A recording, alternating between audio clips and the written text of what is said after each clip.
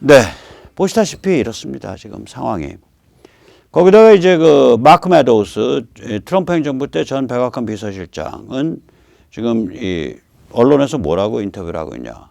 바이든은 중국 코로나에 면죄부를 주려고 지금 애쓰고 있다. 이런 말을 해요. 그러면 이제 이 사람의 정확한 그 표현은 이겁니다. 바이든은 중국의 코로나 책임을 물어야만 하는 상황을 피하기 위해 진실을 호도하는 중이다. 메인스트림 미디어는 이제 와서야 우한 연구소 유출설에 상당한 근거가 있다고 말하고 있다. 자, 바이든이 그렇게 중국에 대해서 코로나 책임을 물어야만 되는 상황. 그러면 이제 중국이랑 대판 붙는 거 아니에요. 이 상황 자기 피하려고 지금 온갖 꼼수를 다 부리고 있어요. 제가 그 세네타초에서 그런 말씀 드렸잖아요. 예를 들어서 정보기관에 90일 주고서 뭐 해라라고 얘기한 거. 그거 꼼수다. 지금은 의학 전문가 중심으로 해서 결론을 내리든지, 그러니까 그 바이러스 연구자, 면역학 전문가 중심으로 해서 결론을 내리든지, 아니면 영국 MI6처럼 우한 연구소, 기타 중국 연구소에서 바이러스 혹은 중국에서 바이러스 창궐에 관한 핵심적 정보가 있는 분한테는 1억 달러를 드리겠습니다라고 포상금을 걸고 작업을 하든지 스파이 작업을 하든지 둘 중에 하나지. 이 기존에 수집해놓은 이것저것 정보 다시 재수집해서 뭐 90일 동안 주물락거린다? 말도 안 되는 소리예요, 그거. 그러니까 바이든은 결국 중국에 대해서 코로나 책임을 물어야만 하는 상황을 피하려고 온갖 꼼수를 다 하고 있는 거다라고 제가 일찍 말씀드렸는데 저보다 며칠 지나서 마크 매도우스가 전 백악관 비서실장이 똑같은 말을 하고 있는 거예요. 그런데 손바닥으로 하늘을 가릴 수 없습니다. 지금 이 큼직한 트위터가 뭐냐면요. 벤델 후제베라는 사람이 한 거예요. 이게 왜 제가 벤델 후제베라고 읽냐. 이게 글씨가 작아서 잘 안 보이실 텐데요. 후제베, HUSEBO라고 해놓고 저기 오자 같이 보이는데 가만히 보고 있으면 오자에다가 빗금이 하나 거져 있어요. 저게 저 아마 덴마크 뭐 이쪽 알파벳일 거예요. 예를 들어서 우리가 그 소렌 키에르케고르라 그러지만 그 쉐렌이거든요. 쉐렌. 그 의가 된 거, 의. 이거면 그런 발음이 나온다고요. 저게. 그러니까 그쪽이에요. 저기 그 게르만. 그럼 이게 미국인이 아니라고 저런 알파벳으로 자기 한 거. 이 사람 이런 쪽에 아마 일하는 사람이겠죠. 이 사람이 뭐라고 했냐면 파우치 이메일 딱 인용하면서 Fauci emailed in February 2020 about gain of function experiments abroad.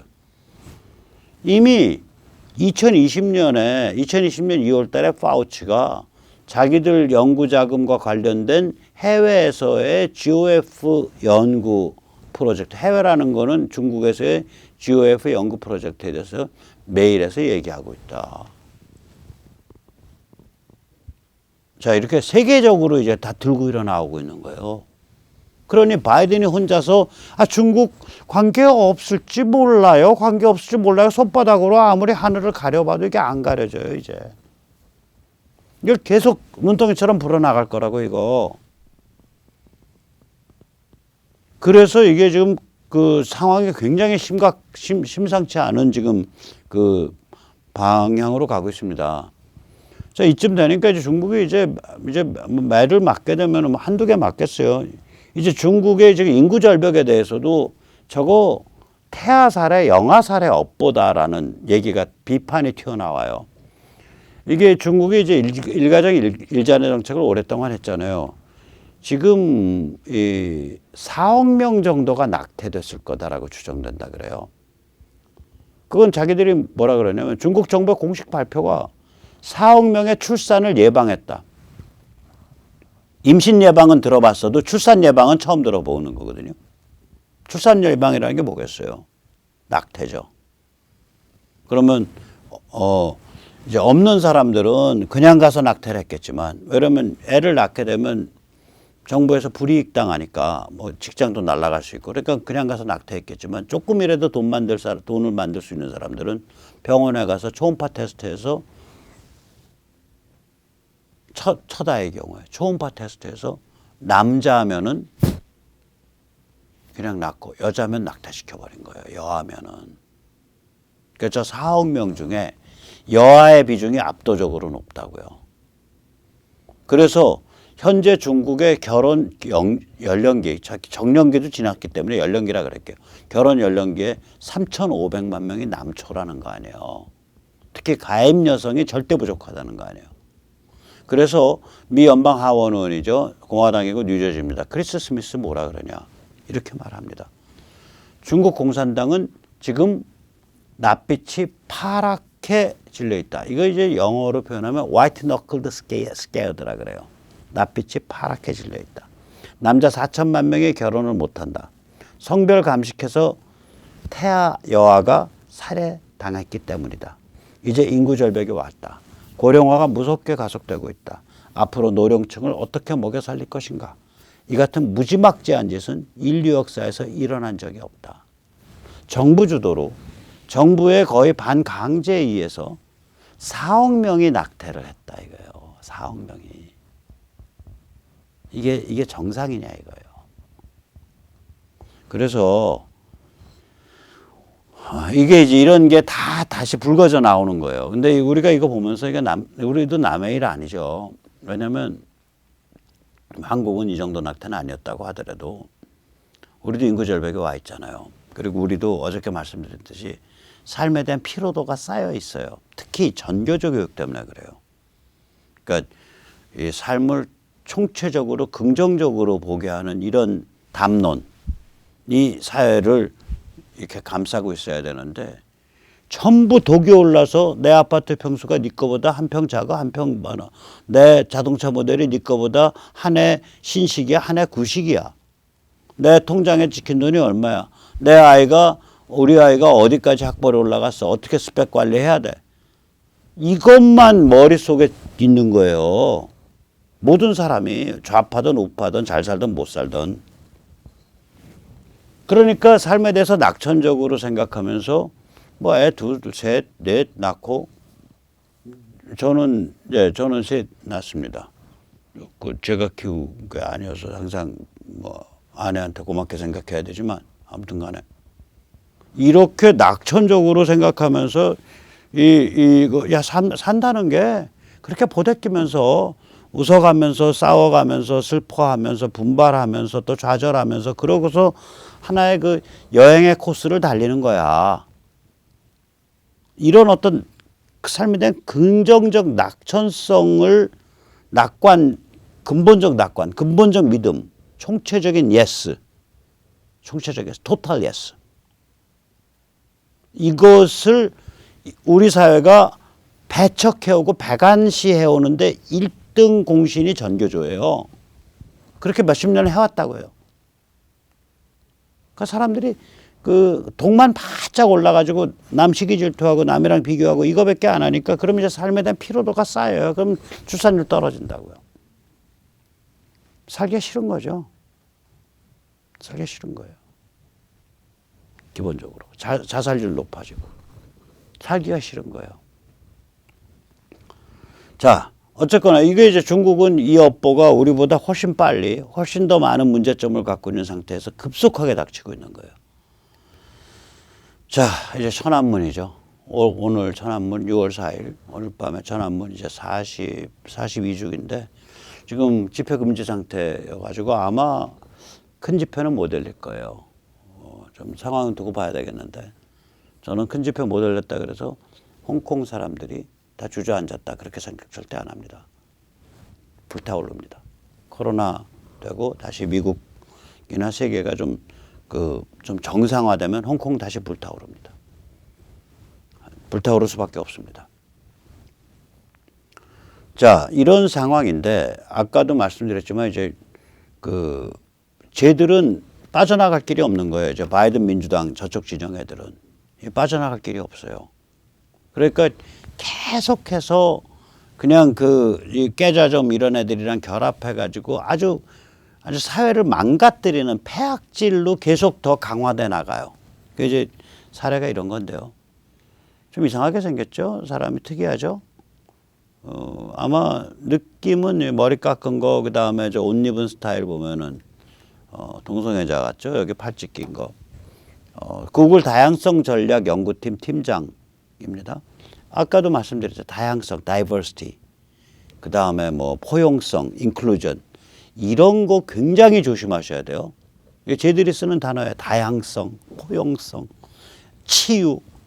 참 웃겨. 탄소 중립성. 조금 이따 그 단어 쭉 다시 들어드릴게요. 이 드립 치는 거 보면 완전히 붕어빵이에요. 붕어빵. 붕어빵과 다른 점은 뭐냐면 붕어빵은 만약에 여기 6개를 안 치다 6개 붕어 모양이 같잖아요. 얘들은 제가 보면 키워드 하나, 둘, 셋, 넷, 다섯, 여섯, 일곱, 여덟, 아홉. 한 9개, 10개 키워드예요. 여기 왼쪽 애들도 그렇잖아요. 뭐 우리 민족, 민족 평화, 뭐 친일파, 뭐 민중, 뭐 어쩌고 저쩌고 그래서 얘들도 키워드가 한 10개를 안 넘어요. 이 키워드 10개를 가지고 변주해 가면서 서로 공 주고받고 천박한 개돼지 세뇌 공작 노름을 하는 거예요. 구글 다양성 전략 연구팀 얼마나 웃깁니까? Diversity Strategy Research가 그래요.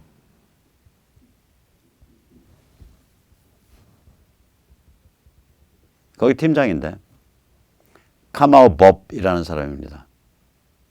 물론 최근 쓴 글은 아니고 한 10여 년 전에 쓴 글인데 이게 이제 요새 이제 발굴이 된 거예요. 유대인은 전쟁과 살인에 대해 끝없는 욕망을 가지고 있다. Insatiable appetite. 중족되지 않는 욕망을 가지고 있다. 다시 말하자면 유대인은 전쟁광이고 연쇄살인범이다 이 소리예요. 저렇게 말하면 뭐 좀 있는 것 같죠. 유대인은 전쟁과 살인에 대해 충족되지 않는 욕망을 갖고 있다. 글쎄 저 같은 사람 보고 저 말 표현하라 그러면 유대인은 타고난 전쟁광이고 They are born warmongers and born serial killers. 타고날 때부터 연쇄살인범이야. 라고 말하는 거랑 똑같은 얘기예요. 저런 극단적 말을 하는 자가, 저런 극단적 생각을 하는 동성애자가 구글의 다양성 전략 연구팀 팀장이십니다. 사회가 쟤들이 저 정도로 가 있어요, 맛이. 자, 저들의 키워드를 한번 보시죠. 멋있는 거 써요. 다양성, diversity, 포용성. 근데 그 다양성 안에는 유대인은 못 들어와. 포용성, inclusion. 이 포용성 안에는 유대인은 못 들어와. 친일파는 못 들어와. 그때 친일파는 우리가 정하는 친일파야. 치유. 우리 다 같이 모여서 따뜻하게 부비부비해서 평화스럽게 치유하고 살아요. 근데 그 치유 서클 안에는 너희는 못 들어와. 이거죠. 탄소 중립성. 이거 지금 문재인 정부 들어서 얼마나 떠들어요.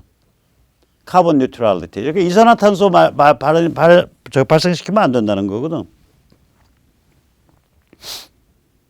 글쎄요. 제일 스토리에 의하면 이산화탄소에서 인류가 10년, 12년 안에 멸종된다는 거거든요.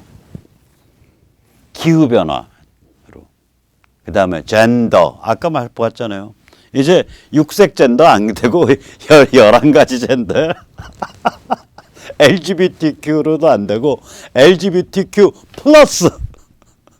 L은 여성 동성애, G는 남성 동성애 게이, B는 양성애, 여자 남자 바꿔가면서 섹스하는.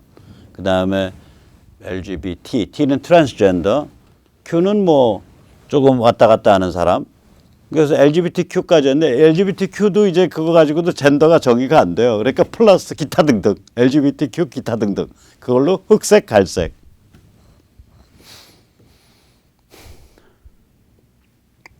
그 다음에 CRT, 비판적 인종이론. 백인 남성이 악이다. 체계적 인종차별, 백인 우월주의. 뭐 이런 거죠. 쟤들 용어 다 여기서 뱅글뱅글 돌아요. 여기서.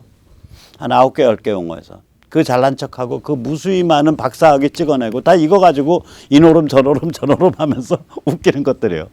서로 공 돌려가면서 서로 인용하고 웃기는 것들이라니까요. 그렇게 해서 그 말을 쌓죠. 개념을 쌓고. 그래서 자기들의 그 개념, 야, 우리는 다양성을 추구해. 순진한 사람이 들으면 야, 굉장히 품이 넓은가 봐. 다양성 추구하는 사람이 이런 말해요. 유대인은 전쟁과 살인에 대해 끝없는 욕망을 갖고 있습니다.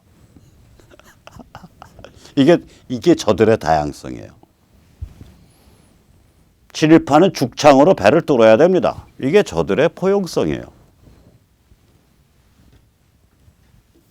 자, 우리 잘 기억해둬야 돼요.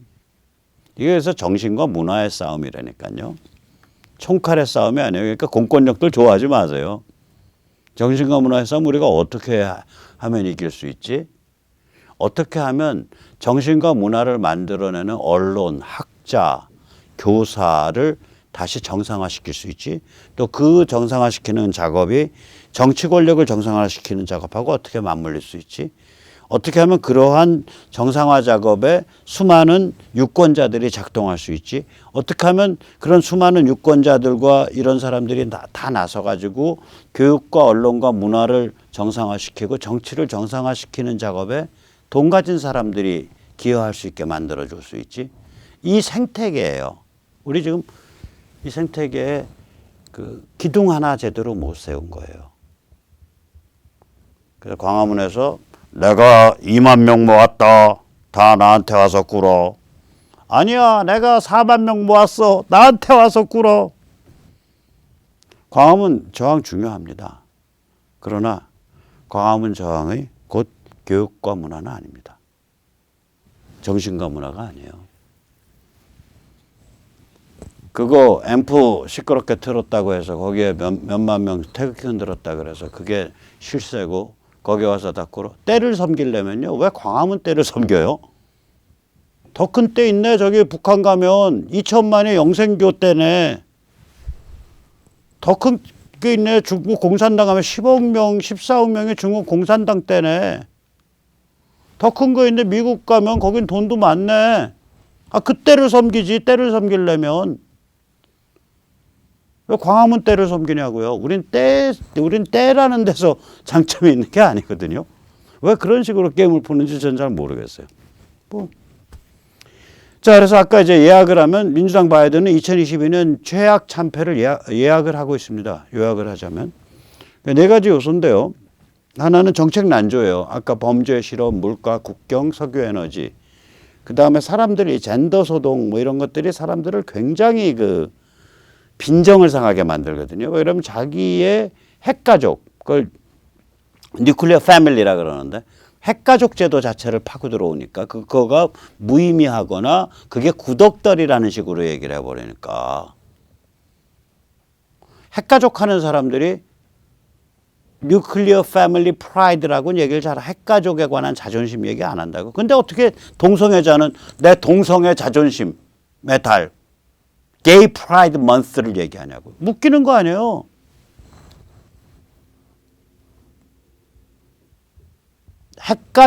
핵가족의 성원임을 임 자체가 나의 자존심의 근거가 될 수 없다면 마찬가지로 동성애 섹스한다는 것 자체가 너의 실존의 자존심의 근거가 될 수 없는 거죠. 그렇잖아요. 그래서 저런 게 사람을 건드린다고요. 그러니까 정책 난조 속에서 이제 그 국민적 저항과 반감이 세진단 말이에요.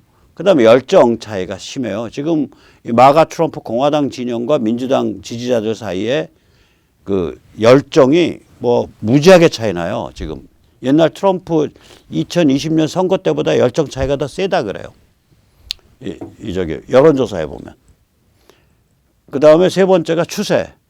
집권당이 항상 중간선거에서 하원 평균 37석을 상실했고요. 상원도 약세입니다. 지금 참고로 공화당과 민주당의 하원의 그 갭 차이가 한 13석, 14석 정도밖에 안 돼요. 그러니까 37석이 여기에서 저기로 옮겨오면 공화당이 예를 들어서 250석 가지고 가는 거예요. 250, 공화당이 250까지 넣으면 쟤들은 185석 뭐 이렇게 가지고 가는 거예요. 저는 그거보다 더 낮아질 수도 있다고 봐요. 상원도 약세입니다. 집권당이. 대통령 인기. 바이든은 1945년 이래 지지도 최악 꼴찌에서 3등입니다. 이 네 가지 요소거든요. 그런데 이 네 가지 요소보다 더 큰 게 지금 닥치고 있는 거예요. 아까 파우치 보셨잖아요. 중국의 코로나 책임 묻기 이슈가 있어요. 진실은 중국 우한 연구소에서 유출됐다를 가리키고 있다고 지금 계속 증거들이. 그리고 세계 각국의 전문가들이 저 얘기를 한단 말이에요. 따라서 미국 국민은 중국 코로나의 책임을 물어야 한다라는 여론이 비등하고 있다고요. 오죽 비등했으면은 지금 빅미디어가 자기들 마음대로 have egg on our face. 개망신했습니다. 옛날에 그거 중국 우한 코로나 연구소 유출서를 그 음모론이라고 밟았던 거 저희가 참 잘못한 겁니다. 그때 그렇게 밟은 거는 꼴 보기 싫은 트럼프가 그 인종차별 발언하면서 그거를 끌어다가 얘기를 해서 그냥 그래서 밟은 거지 사실은 저희가 뭐 진실을 꼭 무시하는 사람은 아닙니다. 이런 얘기를 지금 방송사마다 언론사마다 매일 반복하고 있어요. 국민 여론이 끌어오르니까. 그런데 아까 마크 매도우스가 말했듯이 바이든과 민주당은 중국의 책임을 물어야 되는 상황을 회피하기 위해서 온갖 꼼수를 부리고 있는 거예요. 그럼 아까 마크 매도우스가 공격하듯이 또 많은 공화당 지금 의원들, 공화당 정치인들이 공격하듯이 바이든과 민주당은 중국의 면죄부를 주려 하고 있다라는 프레임으로 공격을 하고 있다고요. 자, 근데 이게 언제냐? 2021년 오늘이 6월 3일입니다. 6월 4일. 이게 그러면 이 모멘텀이 앞으로 6개월, 7개월 후에 저는 그 끔찍해요. 오늘도 여러 명한테 전화했어요. 야, 미국 12월 말이나 내년 1월 말쯤 가면 바이든 쪽에 민주당 쪽이 참패한다는 게 너무나 확실해질 텐데 자, 그 상황에서 한국의 조중동이나 국민의힘이나 정치인들은 그때 그 뭐 어떻게 해석을 할까? 그 대선을 앞두고 또 한국의 야권의 대통령 후보는 그걸 어떻게 해석할까? 이런 얘기 하나. 두 번째, 야, 그 정도로 발등에 불이 떨어지면 바이든이 지금 중동에서 불장난하듯이 한반도에서 무슨 불장난하는 거 아니냐 혹시? 이런 걱정. 이거 저 오늘도 한 2명이랑 통화하면서 그런 걱정했어요. 자, 그럼 우리가 상식적으로 생각하면 그러면 지금 저렇게 대선에서 중간선거에서 패배할 게 눈앞에 보이면 지금 방향선회하지 않나요? 이런 질문을 할 수 있어요. 시간적으로 보면 방향선회가 충분히 가능합니다. 근데 못합니다. 이유는 뭐냐? 저기가 강력한 카리스마가 없는 집이에요. 바이든은 저거 완전히 치매 바지 사장이거든요. 치매 바지 사장이에요. 저 바지 사장을 세워둔 이유가 치매라서 세워둔 거예요. 어차피 리더십을 발휘 못하니까 뒤에서 저거 민주당을 그렇게 운영하거든요. 실세들이 뒤에서 자기들이 문 닫아 걸고 내고에서 당을 이끌어가요. 민주당은. 공화당이랑 좀 달라요. 그래서 민주당의 대통령 후보 만들 때도 제가 말씀드렸지만 공화당은 주 하나하나마다 가면서 대통령 후보 선출인단을 공화당 내부에서도 그 주에 우리가 예를 들어서 우리 주가 20석을 갖고 있어 보이스를. 그러면 주별 경선에서 이긴 사람이 승자 독식해요. 민주당은 뭐 후보가 7명인데 20석을 뭐 어떤 사람 5개, 어떤 사람 1석, 어떤 사람 빵석 해서 나눠 먹어서 그걸 비례대표로 나눠버려요. 비례로. 그럼 결국 압도적 승자가 없단 말이에요. 다 나중에 50개 주 해도. 그거를 또 어떻게 메꾸냐.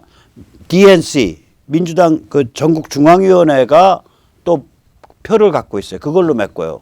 그 다음에 그 뒤에서 마크 세력 간에 딜 쳐가지고 이 표로 묶어줘요. 그래서 메꿔요.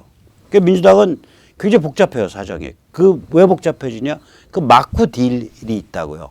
지금 바이든을 바지 사장으로 해놓고 아무도 책임지지 않는 사람들, 신문에도 안 나고 누구도 뽑아주지 않은 그 마크 딜이 막 왔다 갔다 하는데 이 마크 딜이 민주당이란 틀 안에서 왔다 갔다 하는 게 아니라 거기에는 빅 미디어, 빅 머니, 빅 택, 그 다음에 무슨 뭐 젠더 패미, 뭐 그 다음에 저 BLM 같은 그 크리티컬 레이스 시어리, 그러니까 비판적 인종 이런 그거 떠드는 그런 좌좀들, 그 다음에 그 워싱턴 기득권 세력, 뭐 이런 거가 아주 복잡하게 얽혀 있으니까 예를 들어서 거기에 우리가 바이든을 뒤에서 움직이는 원탁회입니다. 우리 50명이.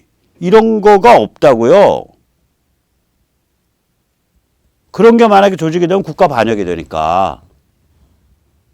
근데 그러니까 존재하는 것도 아니고 존재하지 않는 것도 아닌 희한한 상태로 뒤에서 이게 그 권력이 이거 거래되고 있을 거예요. 그렇게 되죠. 자, 이렇게 해서 꽉 묶여 서로 간에 손발이 이렇게 엮여 있는데 어떻게 이걸 풀어갖고 방향을 선회하냐고. 방향 선회하려면 예를 들어서 야, 선회해야 되니까 석유 에너지부터 잡아야 돼. 오케이. 그러면 환경 따돌던 사람들, 기후변화 따돌던 사람들 다 날려. 최고 실세 켈리가 기후변화 특사네. 그리고 기후변화를 내세워서 미국의 셰일 생산을 낮춰가지고 중동 중심의 에너지 의존 구조를 만들어내서 중동을 드나드는 오일 카르텔이 돈 벌게 해주는 게 목표지. 그게 그 숨은 계산 중에 하나였네. 그 기후변화는 못 떨어. 그럼 이제 젠더 페미 쪽 떨어. 젠더 페미 떨라고 보니까 뭐 언론사에 대학에 맑게나 하는 사람들 전부 다 튀어나올 것 같아. 그거 못 떨어. 떨 게 하나도 없는 거야. 빅텍 떨으려 그러니까 그 반독점법으로 조져가지고 페이스북, 트위터가 칼 거꾸로 뽑고서 바이든 죽이겠다고 민주당 죽이겠다고 날뛸 것 같으니까 빅텍도 못 떨어. 아무것도 떨 게 없어요. 저걸 트럼프가 왜 정치적 곤경에 빠졌냐면 트럼프는 좌고우면 안 하고 배를 180도 확 돌려버린 거예요. 미중 밀월에서 미중 전쟁으로, 그 다음에 중동 석유 의존해서 셰일 혁명으로 배를 확 돌려버렸다고요, 이걸. 그러니까 트럼프는 거기서 배 돌리면서 거기 밧줄 잡고 있다가 확 돌으니까 휙 하고 떨어져 나간 사람들이 다 원수되는 거예요, 이게. 트럼프 같이 강력한 카리스마가 있어야 일을 그때 저지르고 해서 자기 기반을 만들 수 있어요. 뭐 대선이 수상쩍어 가지고 졌던 이기던 간에. 근데 그런 카리스마 있는 오나급의 최고 사령관, 걔들은 슈프림 커맨더, 치프 커맨더, 최고 사령관이라고 부르잖아요. 대통령을. 치프 커맨더. 커맨더 인 치프, 뭐 치프인가 뭔가 그러죠. 최고 사령관이라고 부르죠. 그런 최고 사령관이, 오나급 최고 사령관이 강력한 카리스마를 가지고 그래야 이걸 잡아 돌리는데, 오나급 최고 사령관이 아니라 치매기 때문에 바지 사장으로 앉혀놓은 자가 대통령이란 말이에요. 그래 누가 잡아 돌리냐고 이걸. 자기들끼리 손발이 다 엮여갖고 이거 어떻게 풀어, 이거. 못 풀어요. 그러니까 뻔히 중간선거에 참패할 거라는 걸 눈에 보이면서도 그냥 하면서 가는 거예요. 그냥 이게 상황이 그렇습니다, 지금. 자, 그래서 정신 똑바로 차려야 돼, 이제부터. 똑바로 차려야 됩니다. 특히 저도 참 긴장이 많이 돼요. 요새 잠도 잘 안 오고 그래서 걱정도 많이 되고. 이게 예를 들어서 두 가지죠. 미국이 그런 상황으로 간다는 게 이제 하루하루 더 명확해져 갈 텐데, 그러면 이 야권 대통령 후보나 이 사람들은 어떻게 생각할까? 이 사람은 어떻게 생각할까? 국민의힘은 어떻게 생각할까? 국민의힘의 주요 플레이어들은, 조중동은 어떻게 생각할까? 이런 고민이죠. 그 다음에 그건 이제 국내적인 거고요. 국제적으로 보면 야, 저 바이든 저 집단이 보통 내기들이 아닌데, 그 흉악한 음모 잘 꾸밀 집단인데 지금 어떤 정치적 파멸이거든요. 왜냐하면 해놓은 짓이 있어서 그냥 정권 상실이 아니에요. 이젠 파멸이에요. 정책 파멸이 눈앞에 다가오고 있는데 저거 순순히 파멸 당할까? 일 저지르지 않을까? 저지른다면 저게 중간선거 전일까? 중간선거 다음일까? 나 같으면 중간선거 전에 저지르겠는데 어디서 저지르지 일을? 어떻게? 이런 생각을 하는 거예요. 지각합니다. 자, 뭐 그러더라도 계속 싸워야 되니까 지금 국가보안법 폐지 법률안이 지금 상정을 하려고 말려고 하고 있는데 우리가 절대 반대 청원이 좀 부족한 모양이에요. 그래서 링크는 영상 하단에 있습니다. 그래서 국회 사이트에 들어가셔서 이거 좀 설명 좀 해주십시오. 국가보안법 폐지 법률안을 발의한 국회의원, 이거 잘 기억해야 됩니다. 강은미, 김홍걸, 유호정, 배진교, 심상정, 양정숙, 용혜인, 이용빈, 이은주, 장혜영. 실제 실세들은 여기에 이름을 또 안 걸었을 거예요. 실세들은. 그러니까 이 사람들은 개털이에요. 그러니까 앞에 총대를 메고 나온 거고 범털들은 뒤에서 이거 끈 당기고 있을 거라고요. 뭐 한번 좀 투쟁해 보시죠. 저희가 좋은 투쟁 프로젝트를 앞으로 많이 제시하겠습니다. 자, 오늘 여기까지 모시겠습니다. 감사합니다.